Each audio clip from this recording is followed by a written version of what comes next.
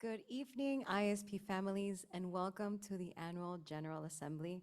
If you wish to listen to this event in Spanish, please click the icon of a globe that's in the bottom of your screen and select Spanish. Buenas noches, familias de la Escuela Internacional de Panamá, y bienvenidos a la Asamblea General del 2023. Si desean escuchar este evento en español, por favor hagan clic en el icono del globo terráqueo que está en la parte de abajo de su pantalla y elijan el idioma español.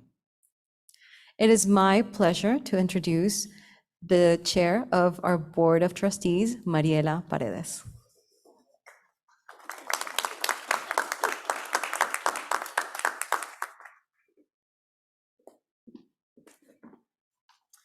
Good night, everybody. Thank you all for being here today, and thank you all of those who are watching online. My name is Mariela Paredes, and I stand before you as the board chair of our Board of Trustees. I would like to start this meeting by introducing the board, what we do, its composition, and our board members. The ISP board has three main responsibilities. The first is to set strategic plans and vision to ensure ISP's long-term viability. The second is to oversee finances and other legal responsibilities. And the third is to hire, support, and oversee the head of school. The ISP's Board of Trustees governs strategically, setting policies and long-term vision, while the school head oversees the day-to-day operations, ensuring the effective implementation of the board's directives for the overall success of the institution. Our board is composed of 9 members. We have 5 elected members. Can you change the slide? We're sorry. All right. Okay, thank you. Our board is composed of 9 members. We have 5 elected positions and 4 appointed positions. Of the 4 appointed positions, 2 go to the institutions with the highest enrollment at ISP, which are currently PNG and the US Embassy. We have all different backgrounds and different nationalities on the board, and we have kids in all areas of the school. I would like to take this opportunity to have everybody introduce themselves. As I said, my name is Mariela Paredes. I am Panamanian. This is my 6th year on the board. I have 2 boys at ISP. One is in 1st grade and the other is in 5th grade. And then we're gonna go and everybody's gonna introduce themselves. Hi, good evening. My name is Robert van Trooijen. I have served on the board in total 3 years, once in a previous board in 2013 to 2015, and now I've rejoined the board a year ago. So it's my 2nd year on this board. I have 4 kids at ISP, or I had 4 kids at ISP. 3 of them have graduated and have moved on to university, and I still have 1 in 6th grade. And we've been living in Panama now since 2020. Good afternoon, everyone. My name is Jan Eskilsen. I'm treasurer, and this is my 1st year on the board. I have 3 girls in the school, all throughout the school, 1 in high school, 1 in middle school, and 1 in elementary. And I'm happy to be here. Good evening, I'm Shelley Dittmar. This is my 2nd year on the board. I have 2 children at the school, 1 in 6th grade and 1 in 9th grade. That's Juan Carlos's picture. Juan Carlos One is more. here today. He is the PNG rep for the board, and he has 2 kids at the ISP in 11th grade and in 12th grade.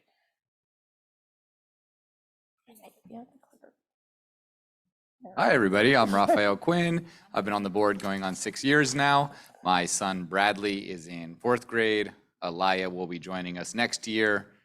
And Liam, if he's lucky, will be joining in about 4 years.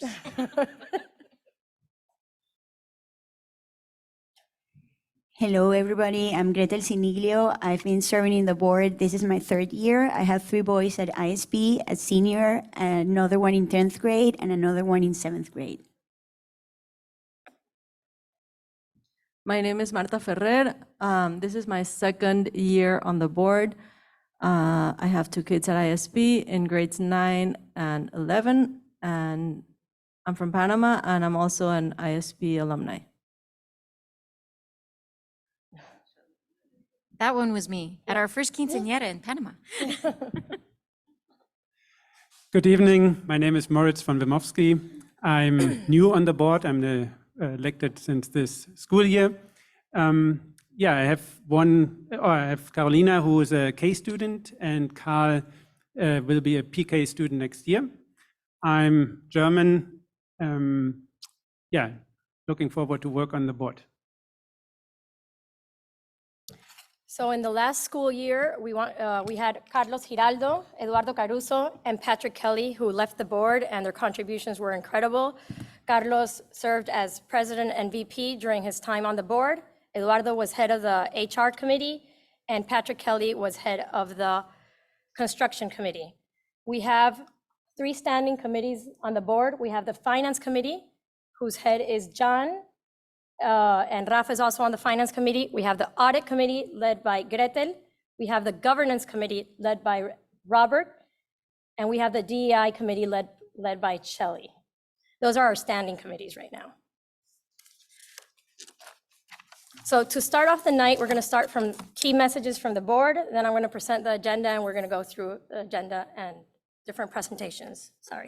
So as we convene on this occasion, it is fitting to reflect on the journey we have undertaken together. Our school, founded on the principles of providing a world-class education, has consistently strived to uphold the highest standards of academic excellence and holistic development. The heart of ISP beats with its collective passion and dedication of our educators, staff, students, and of course you, the backbone of our community. In the spirit of transparency and accountability, I am pleased to report that the Board of Trustees has been working tirelessly to ensure the continuous improvement and elevation of our school's standards. We understand the responsibility entrusted to us, and our commitment to oversight is unwavering. Through our strategic plan, we have set forth a roadmap that guides us towards excellence, innovation, and inclusivity. The goal of this annual meeting is to present to the Assembly the financial state of the school, as well as to inform the General Assembly about the board's focus on the last academic year. One of the main focuses of the board is to set strategic plans and vision to ensure ISP's long-term viability. In line with this, our main focus during the 2022-2023 school year was to continue to support Dr. Menard with the implementation of the strategic plan. You will hear from different board members presenting about the work done in their committees, as well as highlights from Dr. Menard, which will all mention advancements from the strategic plan implementation. As we turn our attention to the financial state of the school, I am pleased to share that our commitment to fiscal responsibility has resulted in a very strong financial position with a healthy balance sheet. Because of this, we are able to unveil one of the most modest tuition increases in ISP's history for the upcoming 2024-2025 school year, a nominal increase of just 1%.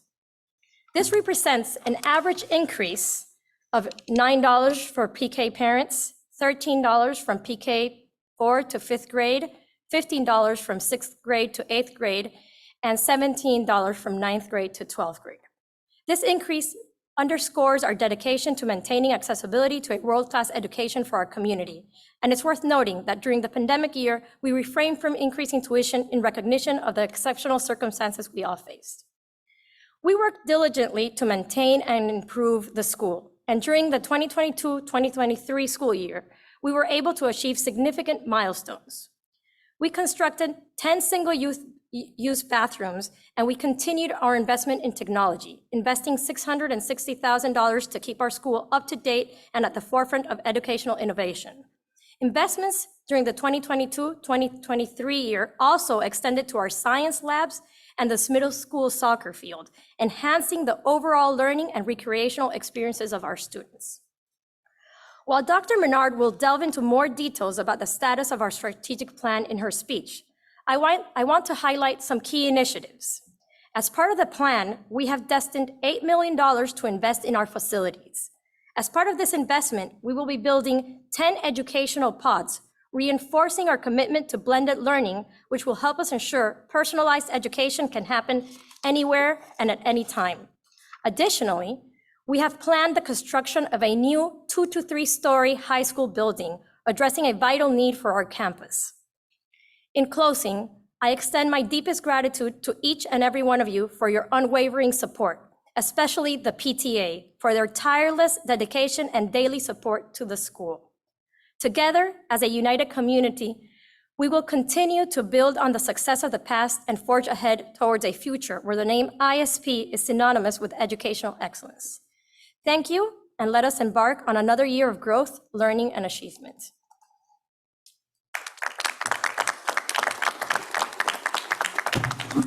So now we will start the agenda with the presentation from our auditors. Thank you, Mariela. Good evening, everybody. My name is Isidoro Sanchez. I'm the partner in charge of auditing the financial statements of International School of Panama. In name EY, I'd like to thank the Board of Trustees for trusting EY to provide audit services, and we are pleased to provide our services. The content is, I'm gonna present the overall conclusion of the audit. I'm gonna present also the independent auditor report and also the financial statements for your information. The overall conclusion, we issue an unqualified opinion on the financial statement for the year ended July 31st, 2023, and for the year ended. We dated our auditor report on September the 25th, 2023. It's important to mention that we didn't find any differences during our audit procedures. And it's important to mention that management provided all the information that we requested. It's important also to mention, and I also say important, because we didn't find any comments on the procedures that we executed during the auditor procedures.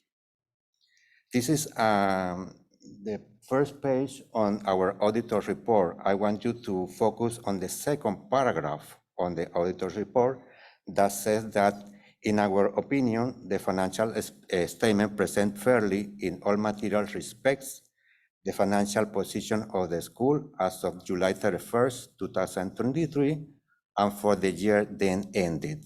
So the auditor report is clean. This is basically all the 3 pages that the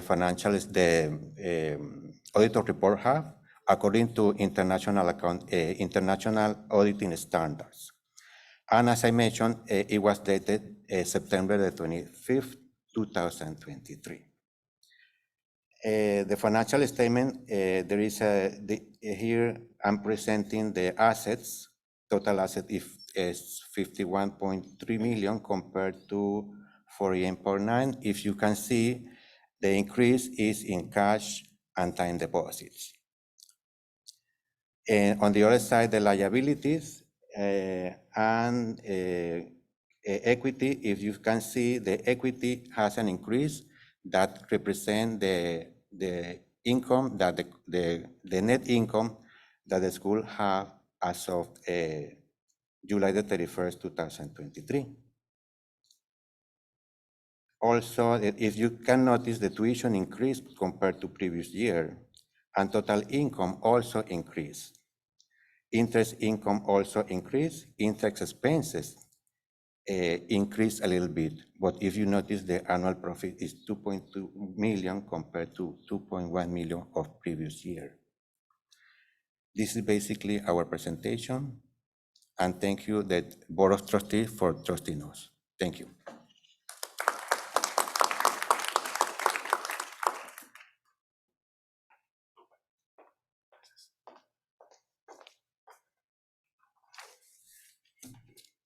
Good afternoon, everyone. My name is Jan Eskilsen, and I'm the chair of the Finance Committee and treasurer. Firstly, I'd like to comment on what the role of the Finance Committee is. Our role is to work closely with the school administration to ensure that the budget aligns with the organization's goals and priorities. Additionally, we establish financial policies and guidelines to maintain financial responsibility and sustainability. Our Finance Committee is composed of 5 members, 2 members of the ISP administration, Audrey, our head of school, and Nairobi, our director of finance, along with 3 board members, including myself, Mariela, and Rafael. I'd like to take a moment to express gratitude to Rafael, who served as treasurer and committee chair for 5 years. His guidance this year has been invaluable, and I look forward to building in this new role on the strong foundations he laid. Thank you, Rafa.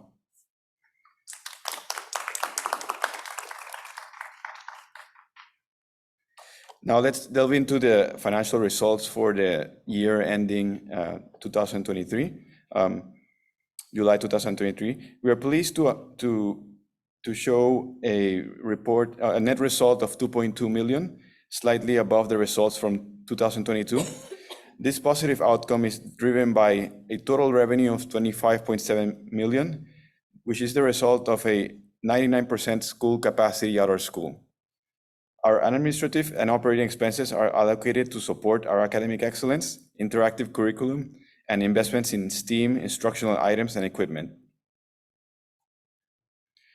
For planning and oversight purposes, our results are divided into operating and capital line items. Operating results reflect day-to-day academic and operational revenue and expenses, while the capital results represent capital donations and our capital expenditures. We've seen a positive trend with an increase in our operating results, attributed, as we mentioned, to our nearly full capacity and very prudent expense management. Diving into our revenue distribution, we have currently 1,193 tuition-paying students. This contributes to our net tuition result, and we welcome this year 205 new students, which contribute in capital donations for our investments.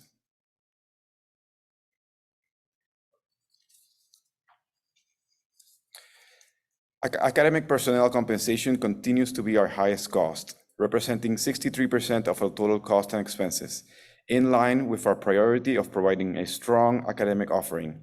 In total, personnel expenses make up 77% of our expenses, including operational staff personnel. Our capital management this year saw 2.5 million in expenditures, including 533,000 related to the master plan, which Audrey will comment later, and which covers investments in our middle school field, bathrooms, and high school labs. We conclude the fiscal year with an accumulated capital cash of 3.4 million, which will be used in the future to fund the remaining master plan in the subsequent years. In addition, we maintain a contingency fund and an endowment fund totaling 5.8 million between them.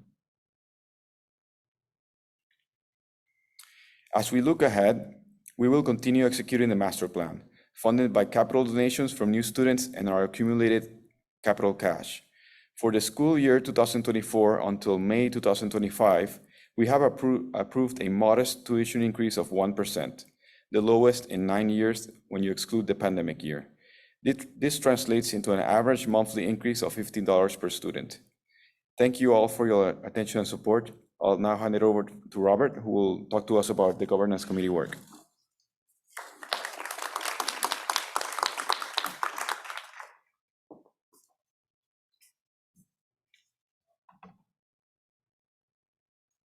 Thank you, everyone, and for joining today. My name is Robert van Trooijen, and I'm chairing up the governance committee. The role of the governance committee is primarily to implement and to govern in accordance with the bylaws of the school. Those bylaws were up for a general overhaul, which took place in 2021, and that meant that the new bylaws were submitted to the Ministerio del Gobierno, and they were recently approved for adoption. So now they are updated and final with the approval of the Ministry del Gobierno. Then it's also very important to note for those here and online that 4 positions are becoming available on the board as of the end of this academic year in July 2024. Mariela, her position is up for election. Rafa is an appointed board member, but his position will become available. Shelley's position will become available, but in accordance with the agreement with the US Embassy, the US Embassy is going to appoint a new board member for ISP who will succeed Shelley. And then Gretel's position, who is also elected, her position will also come available for election. So 4 positions will be available for election and for appointment at the end of this academic year. Very important to understand that we have very clear rules on the election process, what you can and cannot do during the election, but we welcome everyone to join and we welcome everyone to show an interest and to invest your time in keeping this school with the great reputation that it has today. Then our role is also to try and make the board as efficient and as effective as it possibly can, which means that when we spend time together, we should be spending that time in the most effective way. We always have an agenda that is bigger than the time that we have, but we're trying to use that time as effectively as we can, solving many of the transactional issues in what we call a consent agenda, for instance, which is clearly a straight vote on certain topics. So we can spend more time on the more complex topics that we have. That is my contribution as chair of the governance committee. Thank you very much.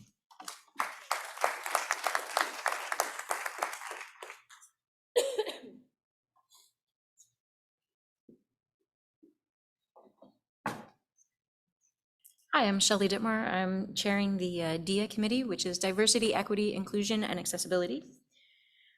So generally speaking, the DIA committee is focused on providing oversight and towards the goal of fostering belonging, putting our children on a road to succeed, and coming together as a community. So in 2022 and 2023, we selected Dr. Garrett Gay as our consultant to help us through this process. We had a very big, very dynamic town hall, and we started a series of listening sessions. In this school year, we have already done quite a bit of work on belonging and inclusion with Dr. Derek Gay, worked on surveys and focus groups, and a huge thank you to everybody who participated in any of the surveys or are going to participate in any of the focus groups. It's really important that we have a wide variety of opinions so that we can make the best decisions possible. And creating, hopefully by the end of this school year, specific goals and objectives, which is not to say that we're going to change anything about the fundamental values of the school. Those are pretty much set. We've had a strength and diversity value since the beginning of ISP, and we will continue on that. We will continue with our focus on treating everyone with kindness and respect. But in terms of how do we get there, how do we foster belonging, how do we constantly improve, because as human beings, we're all flawed, and how do we teach our children to constantly improve, make mistakes and get better?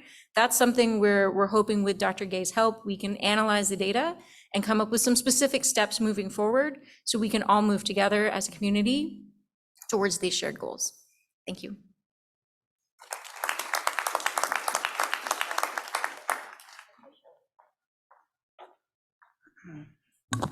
Good evening, everyone.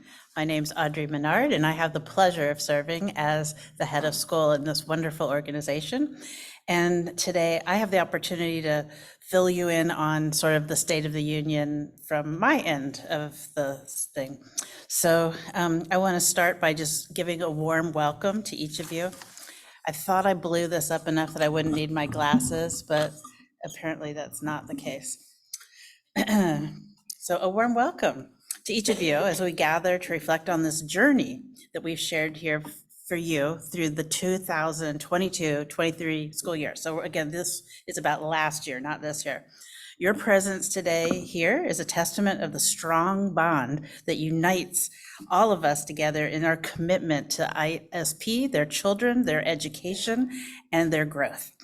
As we embark on this moment of reflection, I'm grateful for the opportunity to share with you the state of our union and celebrate the collective achievements that has shaped our school's narrative over the past year. Thank you for being an integral part of our shared success story. Now, let's take a minute and look at some of the objective data that we use to look at school performance. There are three, we do lots of assessments, but I'm only going to talk about three standardized assessments today. One would be the MAP test, which we give to all of our students in grades 2 through 10. So that's one assessment that I'll talk more about in a moment. Number two, we have IB results, and those are for some of our students in grades 11 and 12 that choose to pursue the very rigorous route of the International Baccalaureate. And number three, we'll talk about SAT results, which are a standardized test that are used for college admissions, primarily in the United States. But so I want to just focus on some of our key indicators of academic progress. So these three scores, they're standardized assessments administered to different segments of our student population every year to provide insights into how our students are doing compared to their peers on a global scale. As we delve into these scores, let's appreciate the significance of these metrics, engaging our educational impact and positioning ourselves within the broader context of schools around the world. So the next two slides, these are our MAP tests. And MAP testing, it's really the measures of academic progress. It's a computerized adaptive assessment where it is designed to evaluate a student's proficiency in math or reading. Unlike traditional standardized tests, MAP dynamically, it adjusts difficulty questions based on a student's responses, providing a more precise measurement of their individual skills in growth and learning, unless they decide or pick up on the fact that they can go, oh, it's easier if I get it wrong. And so, again, it's one data point. We have clever children. In our commitment to holistic student understanding, we supplement MAP results with other specialized assessments to gather comprehensive student-specific information in both math and reading domains because of things like that, if they play or they just don't feel like taking the test or whatever. So we always have lots of data. But if you look at this graph right here, I have this data on every child in the school. I have this data by grade, and I started to give you way too much data. So we just rolled it into the average. So in all of our students, grades 2 through 10, you can see the blue graph for reading.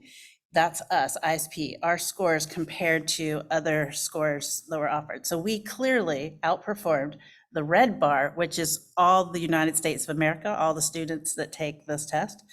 We surpassed Panama, the yellow bar. That's any student in Panama that takes the MAP test, which is in English. So we're talking about the Met, we're talking about Balboa, any school like that in Panama.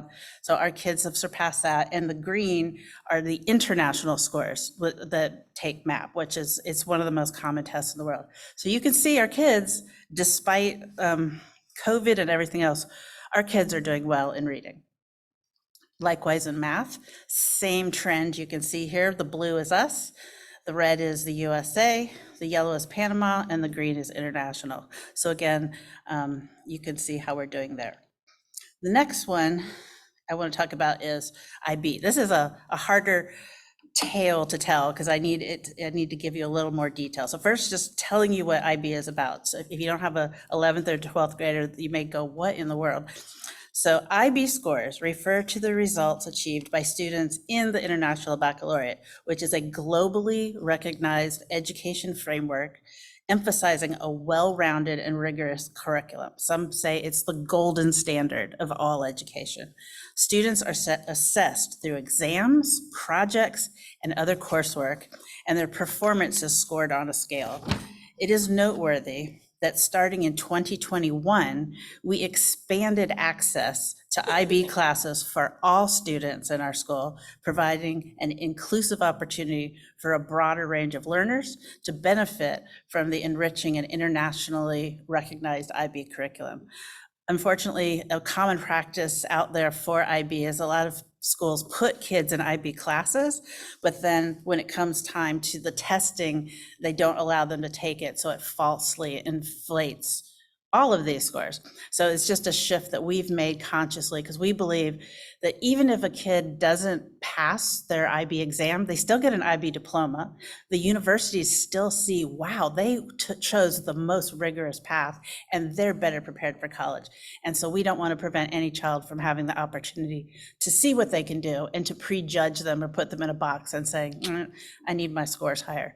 So given that, if you look at the two blue lines, those are the two regular IB sessions in the last 5 years, the one before the pandemic and the poor class of 2023. In the middle, we had 3 years of very weird IB exams. So they kind of don't fit the norm, which is why we have it colored differently. So if you look at 2020, those kids had most of a regular year, COVID hit, boom, they were out, and in March, I think is when Panama went down.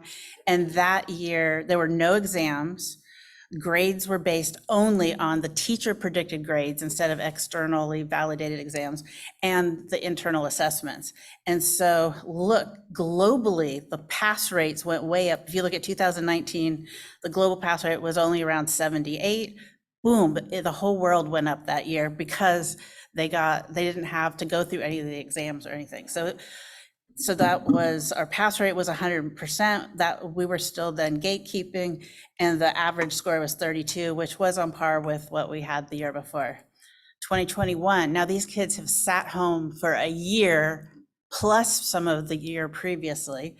Again, there were some countries are having tests now and some weren't, but the ones that did get tests, they were a lot easier. Our kids did not test, so it was still based on less challenging exams, internal assessments. So our kids, again, did really well. And we even had some people say that was one of the most inflated years. I mean, our highest grade or our highest score was like almost a perfect score that year. And then we had a much higher average of 35. 2022, again, now we did test again. We were back to testing, but they were less rigorous in the test because they were worried about COVID. And then again, our kids did pretty well. For whatever reason in 2023, they decided, forget the pandemic, it's over, we're done, let's go back to normal.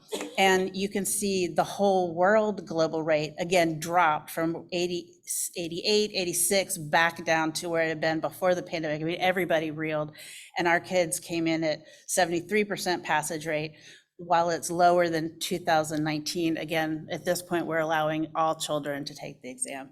And yet our ISP diploma average remains the same. So that's where we are. This class 2024 is one brilliant class. I think we're gonna break records galore this year. So I look forward to sharing that data with you next.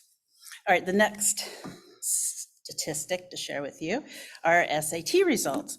SATs, for those of you that don't know, are again standardized tests that assess a student's readiness for college. So it's like another thing. If you don't do the IB and you do it, but if you take this test, if you do really well, then you can get into really competitive colleges, particularly in the US.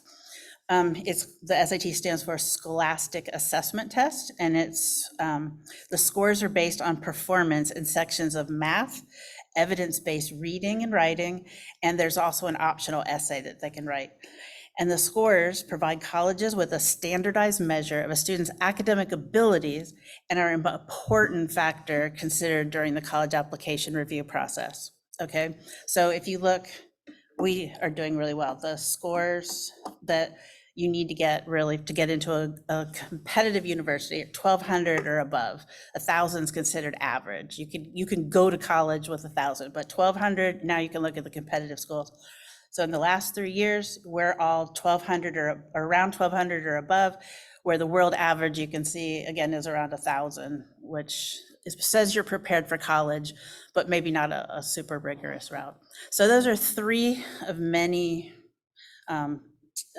standardized ways that you can see our curriculum is successful, the way we teach is successful, our teaching is successful. Another way we can look at this is where our graduates went last year and look at that $7.6 million in scholarships. I mean, that is really great for a class. And they went to universities all over the world. If you look at the map here, it used to be we sent most of our kids to the US, but since, I think, if I understand correctly, maybe around, I don't know if it's a coincidence or not, but with the Trump election, around the world, it started to shift more to Europe, and Europe's maybe more affordable. We also have a number of kids going to Asia, to Canada. So that's our map now. This seems to be more of a typical map for us over in the last couple of years. And their achievements are beyond financial support. They have matriculated to colleges worldwide, the best ones that best align to their individual aspirations and academic pursuits. We're not trying to shove everyone into an Ivy school. We want them to find the best fit for them, their desires, their needs, their personalities, and their situations. So I'm really proud of this outstanding accomplishment of our graduating students and the journey that they're already embarking on this year.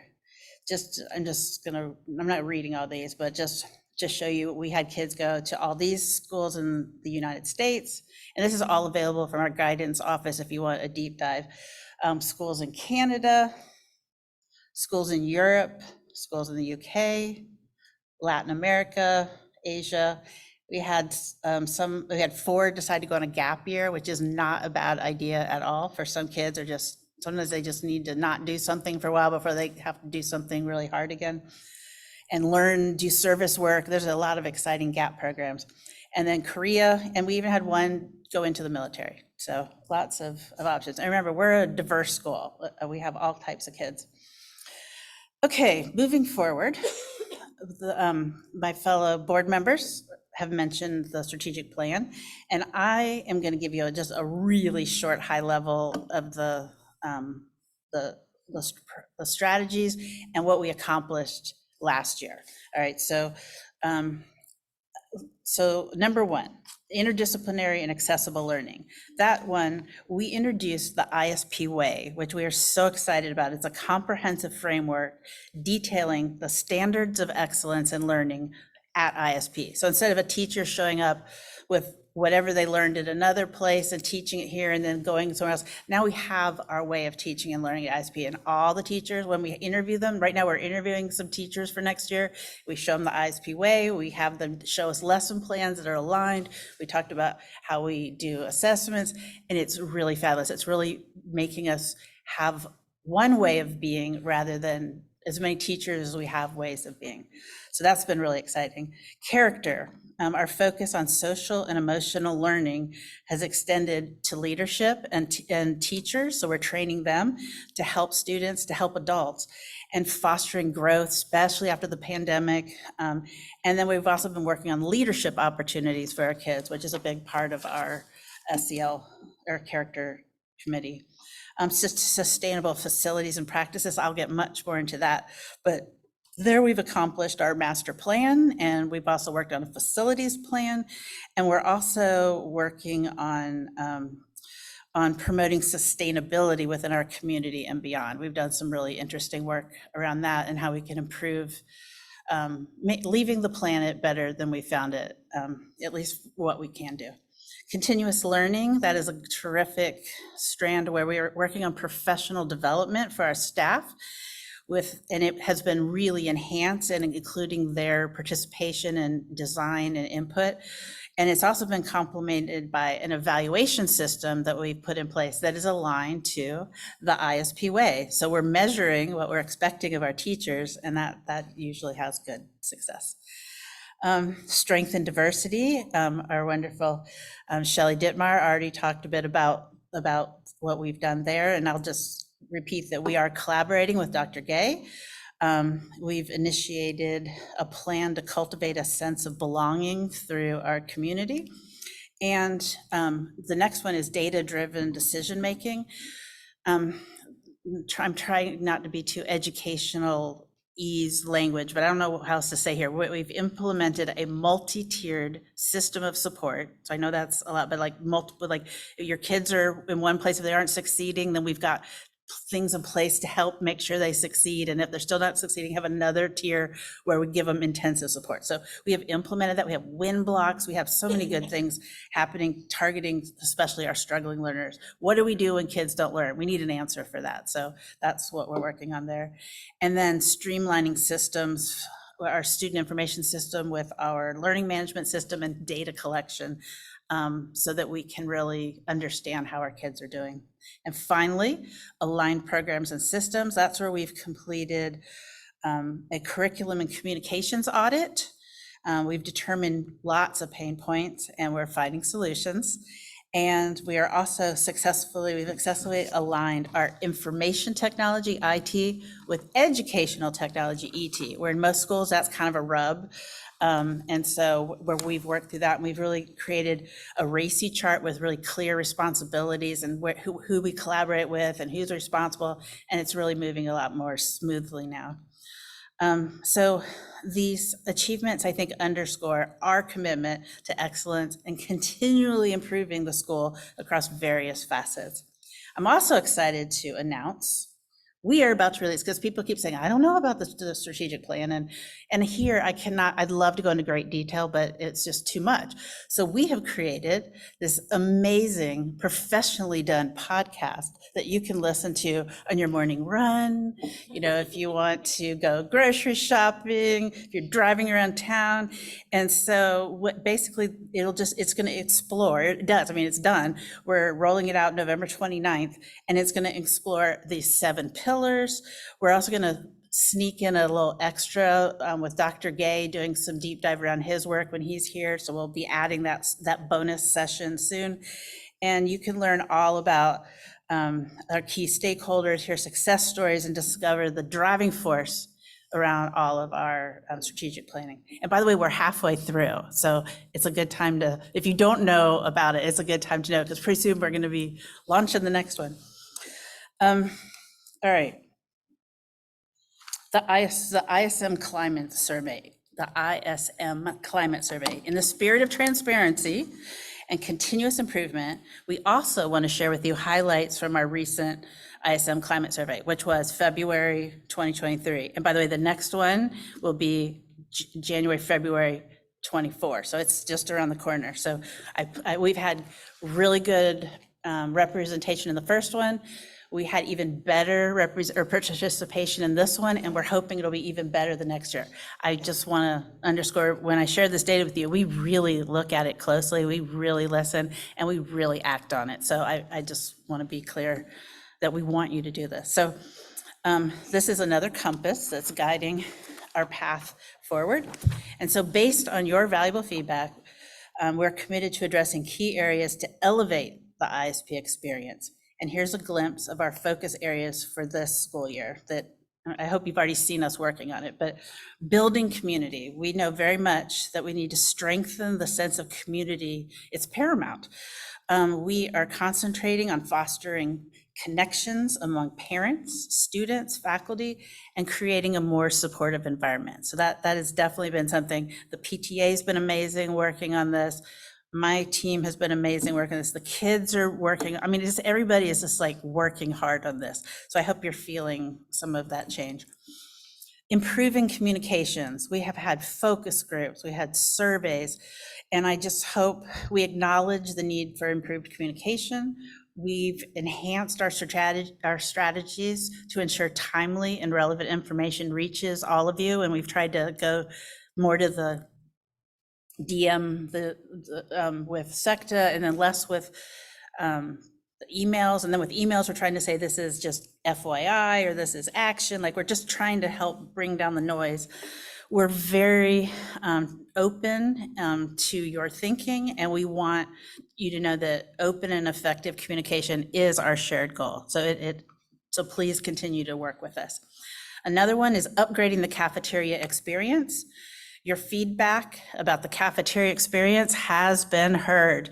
Again, we've had focus groups. We have worked really hard on this. We've brought kids, and I think we've made progress, but we're still working on it. And so I think the dial has turned, but the lines are still a problem. And so that's the next thing that we have a group focused on tackling. So I just want you to know that we promise a more enjoyable and satisfying dining experience for our students. And again, we'll continue to get feedback from you. Next one, providing program assessment and feedback. So continuous assessment and feedback are critical to us. We are actively seeking input from all stakeholders, including you, to ensure that the best possible educational experience is there. So, you know, we've heard we're concerned about this discipline, or we're concerned about, so we hear that, and we're doing our own internal studies, and we're already tweaking things, and we're already making things better. But again, a school this big, I mean, we're 1,273 kids. It's not easy to move this ship. It's a big ship, but we're working on it, I promise. And we'll just keep talking to you. You keep providing us input, and hopefully with our survey data, we'll see the needle moving in the direction we want it to. Next one would be maintaining student discipline and accountability. We heard a lot from the surveys that maybe people aren't being held accountable for their behavior, or things were inconsistent, et cetera. So we want to say to you today that we recognize the importance of student discipline. We've implemented measures to enhance our processes. We now have diagrams. We're teaching the children the steps in the process. We're not turning a blind eye to anything. We're backing up the teachers, but at the same time, we're fostering a positive and respectful learning environment where accountability is upheld. So again, we're moving. We're not going to be perfect in a year, but we're moving. Next one, supporting students' social and emotional well-being. We want to prioritize that in all of our students, and it is a top priority. As much as the academics are a priority, if a child is not feeling good about themselves, or if they're feeling bullied, or if they're feeling depressed, or, so we've really been putting in that. I mean, we had the speakers come in, and we did the whole mental health awareness week, and we're really putting things into place, and the kids are responding well. They've been really positive. So I just want you to know that's something it's a worldwide concern right now, but we're doing what we can. Finally, two more things. Increasing academic progress feedback. We've heard that we're not giving you enough information about how your kid's doing in school. And so I hope from last year to this year, you're seeing better communication there. And again, we've been meeting regularly to go with you and with ourselves. This is what they want to see. How can we make that happen? And trying to do it in a way that makes sense while we're all learning new systems and the ISP way and a lot of other things. Our teachers are carrying a lot. Finally, demystifying grading procedures. And that, standards-based grading is definitely one of the topics on the table, but then also, how do we're not all doing it the same. Some teachers say you can't have mastery in the first quarter, and other teachers are saying, no, you can have mastery in the first quarter. And, having inconsistency between, two people teaching the same class. So we've heard that, and we have been working with our teachers and creating with standards-based alone, like the ISP way, standards-based grading at ISP way. So it's not different from middle school, elementary school, and high school. So we're again, my strategy of the strategies that I chair is strategy 7, which is about alignment. So I'm definitely, that's a big one for me. So as we embark on this journey together, because this is a journey in a school, your partnership is invaluable. Your feedback is invaluable. My door is always open. Come have a cup of coffee with me, send me a note, fill out the surveys, come to the wonderful PTA meetings. I do a head of school coffee every single month. They do a PTA meeting every single month. And if you have ideas, questions, concerns, bring it up to them, bring it up to me, and we'll feature that as a topic in any of these things. So we have to do this partnership together. So I just want you to know I'm super open to that. Finally, not finally, almost. This is also exciting too. I'm very excited to share with you a testament of the remarkable strength of our school community. We have a steady for the last 3 years teacher retention rate of 20 or 80%. 80% of our teachers are here, and this is international teachers. It's much higher for local teachers. As you know, retaining talented educators in an international school setting can be a dynamic challenge, given the nature of their profession. They travel for a living, and so to state that our retention stands solid at 80%, a figure that surpasses the international average, which hovers much closer to 75%. This is an achievement, and it's a testimony to the extraordinary dedication and commitment of our teaching staff. In an environment where mobility is considered the norm, none of these teachers came to Panama planning to be here long-term. It's typically 2 years, okay, time for the next adventure, but our teachers have chosen to stay longer, contributing not only their expertise, but also fostering the stability and the continuity that are integral to our school success. So I'm very pleased with that. And then last but not least, my most exciting news that's a little bit behind but more forward-looking is sharing with you this transformative initiative that will shape the future of our school. And this is the unveiling of our $8 million master plan.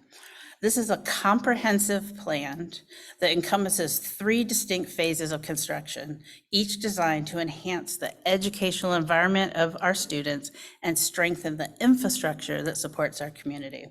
So 3 phases. Phase 1, we've already embarked on this one, including the construction of 10 private single-use bathrooms, a significant enhancement that aligns with our commitment to providing modern and comfortable facilities for our students. Additionally, we're in the process, it's almost done, of revitalizing our middle school athletic field, which is really a marsh until now. The kids would go out there and sink down to their knees, and that was their fire drill place too. It was horrible. So now we've got an amazing top-notch athletic field for physical education and extracurricular activities. Assessing safety and infrastructure needs. This phase also includes the replacement of gas lines in our high school science labs and the creation of an access road, optimizing the functionality of our campus. So to build the middle school field, they had to put in this whole road, the length along the freeway there, Corredor Norte. So now we can easily access back there. The second phase, this will be the next thing that will, so all of that we've pretty much done. It's almost done if it's not done. Phase 2, that's what we're just beginning to work on now. We aim to elevate the high school experience with a focus on innovative learning spaces. First, we need to create a new high school building that will bring students closer together, because right now they're running literally from Corredor Norte all the way up to the hill and back, and so we're trying to get them more in one space. And we also will be able to recover from the gym. We've taken over all the extra gym spaces. That poor Mr. Archila has no place to do athletics. So we're going to give him back his gym and let them put the weight room back in the weight room. We'll have a dance room. We have all these things we've just turned into classrooms because we grew so much. So we're not planning on getting bigger. We're just giving better space to the students that we have. Additionally, we're going to revise our high school science labs. And we want to make sure our students have access to state-of-the-art facilities that can foster a passion for exploration and discovery. So that is really exciting. And then beyond those things, we also recognize the importance of both physical and intellectual development. So we are encompassing a partial covering of our elementary school athletic field, because as you know, it rains here a lot, and this roof cover allows us to provide a sheltered space for outdoor activities. Additionally, we're investing in new furniture, and we're creating blended learning spaces and learning pods to facilitate a dynamic and adaptable educational environment. Right now, the kids are sitting outside in the hallways trying to get tutored, in EAL or blended learning. A lot of our rooms look like the 1900s when classes, the chairs in a row, where we want them to be able to rotate and do station rotation, and then the furniture needed to do those things. So we're investing in all of those. And then in the middle school, we're excited to create a counselor suite to enhance support services and to provide a space for an additional counselor. Because right now, when you look at the counselor to teacher ratio, they're in line for, we need to get another counselor for the middle school. And that way, we just believe it's really important to foster, again, social and emotional development of all of our students, especially in the middle school years. So then, wait.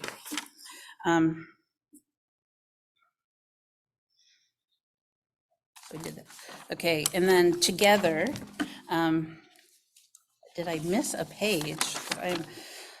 I missed a page. Okay, as we phase 3, we focus on expanding the early childhood division. So that's the next phase. So Alita, who's been waiting 35 years, Alita has waited 35 years to create an early childhood gymnasium. Those kids have nowhere to go but the playground outside.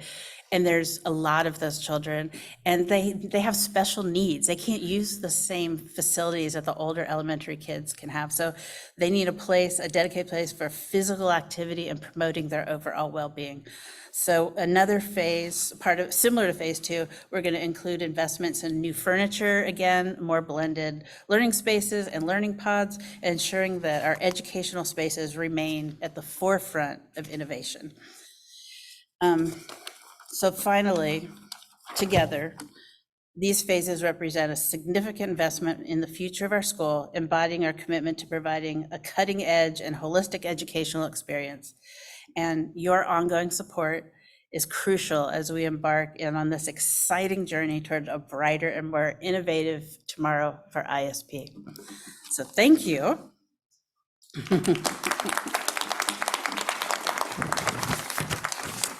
And so now the people that are here are able to ask questions. And so Elizabeth is coming around and she has a microphone, and then we'll just direct the question to either have my wonderful leadership team here. They can respond to questions. We've got the board, and I'm also happy to answer anything. There's one right there. This needs to be, oh, now it's on. So would you mind? Yeah, of course, thank you. Yeah, so we have microphones on both sides of the auditorium. So if you want to ask a question, you can use either one.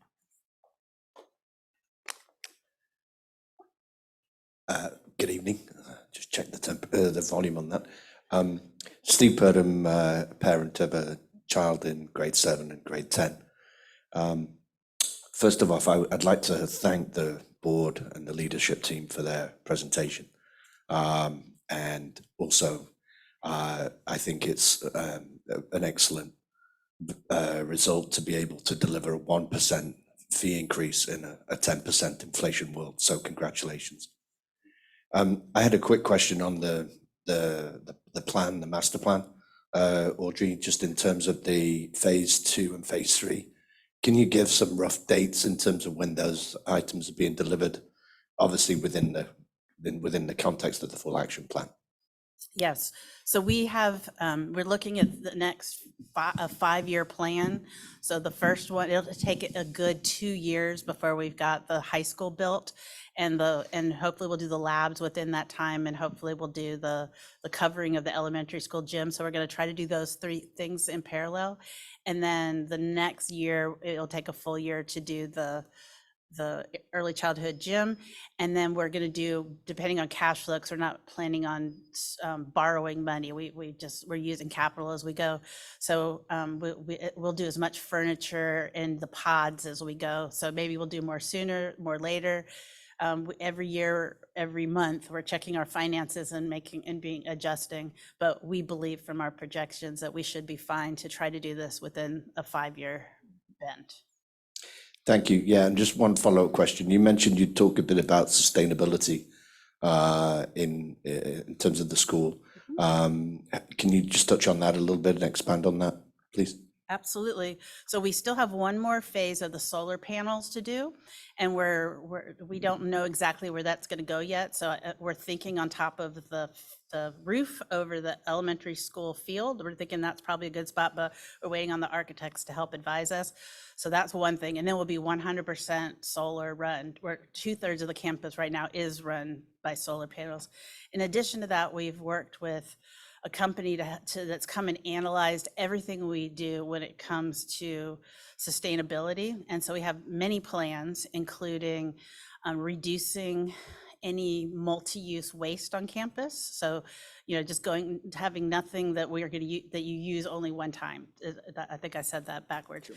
Number 2, we're looking at these machines that would take then all of our organic waste and reduce it down to water and to compost, so we don't have any of that. And then that will reduce our overall bulk, so that what we do get rid of, we can send off for recycling in a way, and then rework our little trash station at the front gate, which is horrible, and then clean it up and organize it more, and then that should make it better too.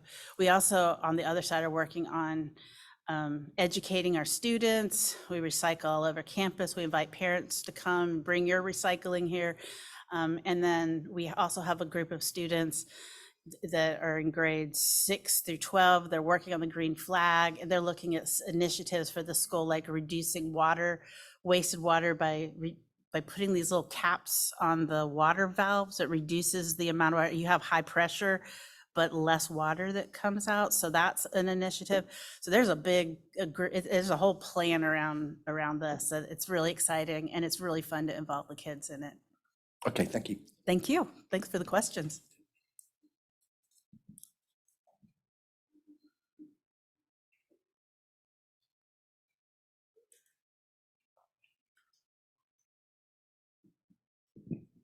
Hello, Dario Marchetti, father of 2 children. So first of all, thank you very much for a fantastic presentation as always. For me, the most important thing of the school, apart from yourself, obviously, is your team and the teachers. An inspiring teacher can really impact a child's future, just like the opposite is true. So my questions are more around teachers. I'm really glad to see the benchmark with turnover. Curious to know how it compares middle school, upper school, and lower school. And we can answer that later. But for me, the first question is, do you feel you have the support and the resources required to attract the talent that we deserve and that this school and you are looking for? And then the second follow-up question is, do you have the support and the resources required to retain the talent that you want to retain? And the last question is, how can parents like myself help you in those 2 endeavors? Thank you. I would welcome my Sybil and Francesca and Kyle to pop up here if you want to talk specifically about your searches this year and the great quality that we have, and we really don't have a lot of turnover this year, so I'll let them speak to that. What I would say is we have made a conscious decision not to price ourselves to the point that we can hire any teacher we want, because there are teachers out there that are mercenaries, and they really are in this to travel. And then, oh, by the way, teaching supports their travel desires. So we're not looking to hire the most expensive teachers. We're looking to hire mission-aligned teachers that are passionate about our mission, our core values, what we do, and that love kids first. Because if you love children, you're going to do a great job. I mean, that's like the first thing I look for. If you love, math and kids are okay, that's probably not the kind of teacher that we're looking for. So what we're finding is, and I've worked in schools that pay less than ISP, and I was still able to recruit outstanding educators based on that strategy and really engaging, and educators don't go into this always for money. I mean, some move into international education, go to Asia, they go to the Middle East, where they can make a good hunk of money. But the ones that teach from the heart are the people that came into this business because they aren't motivated by money. They're motivated by making a difference in a child's life, by seeing the light bulb go off, by seeing a child that thinks that they can't learn, you know what, I can do math, I can do it. That is what we do. And those are the people we want to recruit. And darn it, I think we're doing a good job recruiting people like that. And they're sticking around. And the ones that have left, they have good reasons. Or again, they went into international education. So they're here 4 years. That's a good that's a good time for an international educator. And they go to the next place. So come on up, and Kyle and Sybil, if you just want to give your truth on that and the people you're recruiting this year. And again, we don't have a big turnover at all, again, this year. Thanks for the question. I appreciate the opportunity to share. In the high school, we have 5 overseas teachers who plan to move on. One is moving on after 4 years, and she's a career international school educator, so it's part of her journey to move after 4 years. One teaching couple is moving on because they want snow. I'm not sure they didn't get the messaging when they were when they were recruiting and looking that Panama is quite a humid place. And so they shared with me in a number of meetings before the signing deadline that they were really excited by the new high school administrative team, and they were like, we just need snow. We really want to, can we move ISP to Eastern Europe? But it was really great feedback for me that they were acknowledging a lot of the positive change in the high school, and they really wanted to be a part of that community. And then one additional teacher that's moving on, or kind of never arrived, was due to some paperwork challenges that we had. And then it's a possibility that we might have a retirement in the high school. So those all seem like there's not a particular trend that I'm worried about in terms of like mass exodus from the high school. Some of the things that we're talking about with candidates as they're interested in Panama and ISP, many of them are coming to us informed already about ISP. I went to a workshop and I met teachers from ISP who described the community, and that sounds like a place I want to work. Another teacher has been connected to me in some conversations.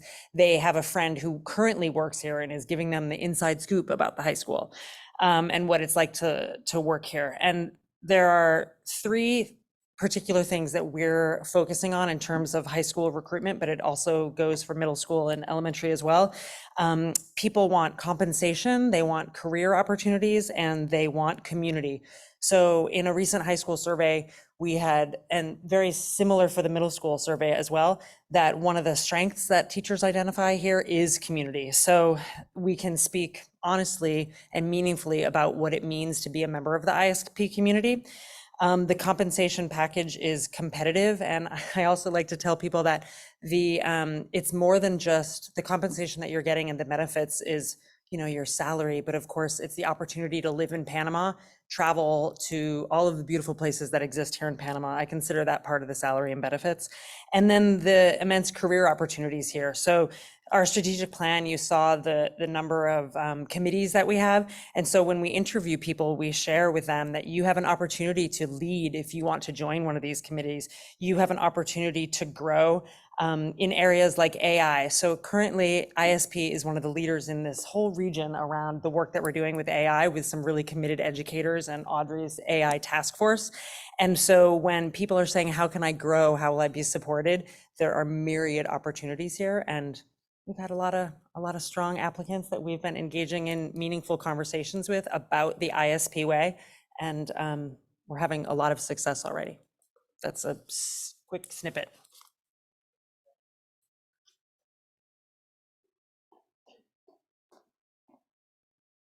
Hello, I'm Sybil Vanderhoff. I'm the elementary school principal, and I think Francesca has done an excellent job reviewing how it is that we're approaching hiring. In the elementary school this year, we actually have far fewer openings than we have in past years. Right now, we're hiring for 2 positions, for 2 international positions, and perfect timing. I actually spent most of my day today screening candidates and talking to candidates all over the world about coming to ISP.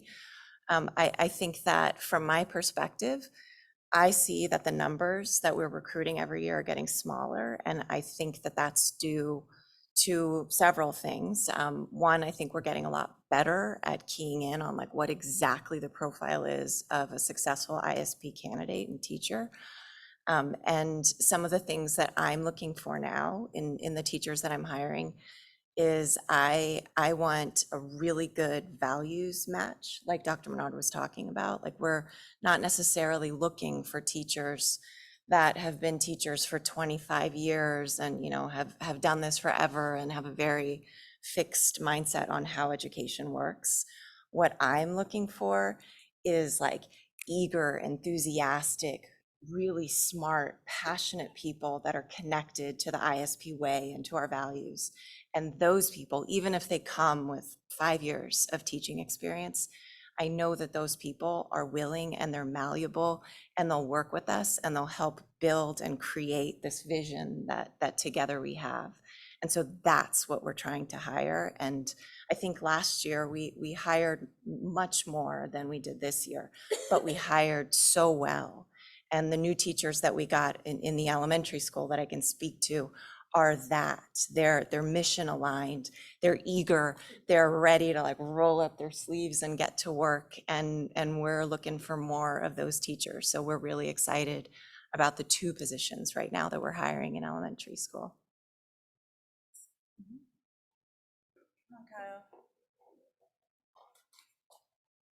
It's tough to go third. So what they said, undoubtedly.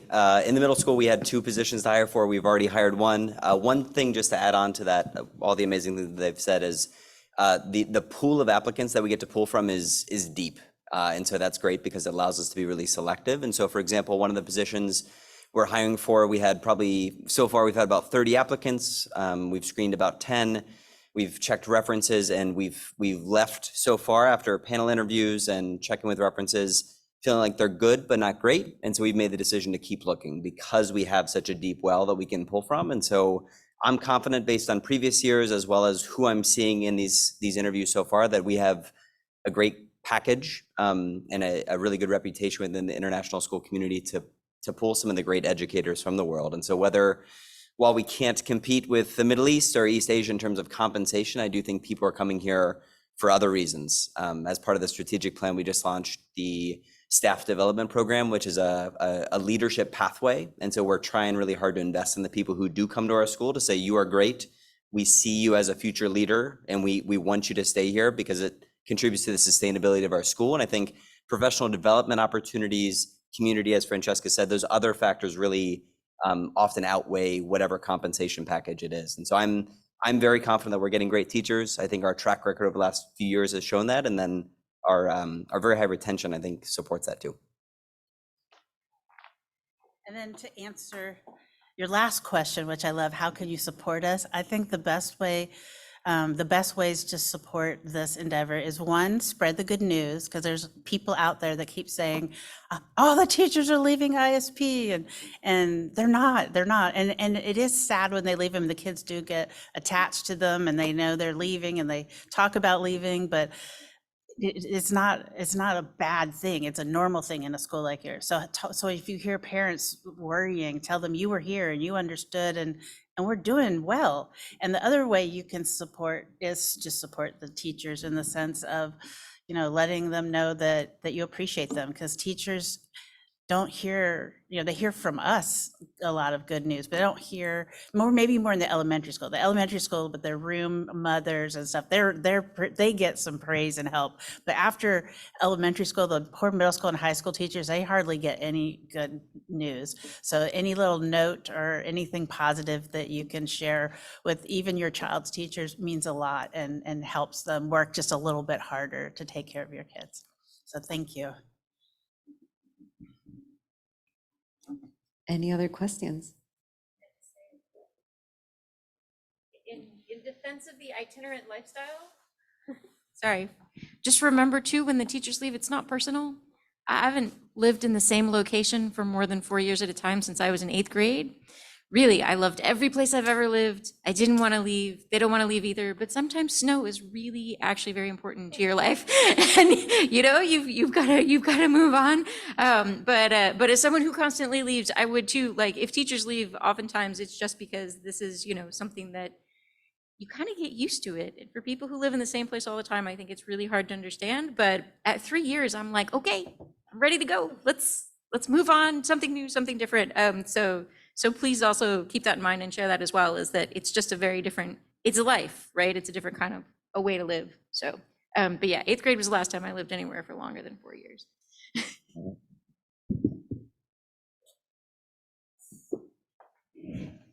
So there are no more questions. We will go to thank you. Thank you for coming here today. And we really appreciate all the great work that we're doing together as a community. Have a wonderful evening, everyone.